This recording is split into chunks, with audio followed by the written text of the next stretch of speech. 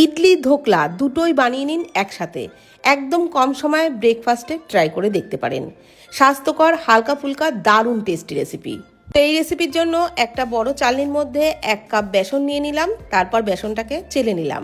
এবার ওর মধ্যে পরিমাণ মতো লবণ, একটু চিনি, অল্প একটু গ্রেট করা আদা, 1 চামচ মতো সাদা তেল, 2-3 পিঞ্চ মতো হিং, খুব সামান্য একটু হলুদ গুঁড়ো, আর দিয়ে দিচ্ছি 2 টেবিল চামচ টক দই, আর হাফ কাপ জল নিয়েছি। তবে জলটা কিন্তু একবারে দিইনি, অল্প অল্প করে দিয়ে ব্যাটারটাকে খুব ভালো করে ফেটিয়ে নিয়েছি। তারপর ওর মধ্যে সামান্য একটু বেকিং সোডা 1 চামচ মতো জল দিয়ে আবারও ভালো করে ফেটিয়ে ঠিক এইরকম একটু ঘন করে ব্যাটারটা তৈরি করে নিয়েছি।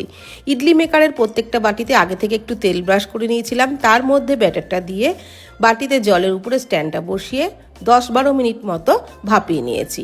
এইবার একটা কড়াইয়ে অল্প সাদা তেলের মধ্যে একটু কালো সর্ষে, কয়েকটা চেরা কাঁচা লঙ্কা, কারি পাতা দিয়ে একটু নেড়ে চেড়ে দিয়ে দিলাম 2 কাপ জল, পরিমাণ মতো লবণ, একটু চিনি দিয়ে দিলাম সামান্য একটু হিং। তারপর জলটাকে ভালো করে ফুটিয়ে নিলাম।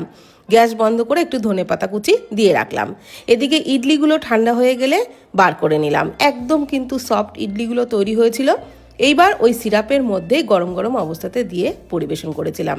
সত্যিই খেতে দারুণ লেগেছিল। যেমন স্বাস্থ্যকর তেমনই হালকা ফুলকা রেসিপি, গরমের জন্য তো একদম পারফেক্ট। অবশ্যই ট্রাই করুন।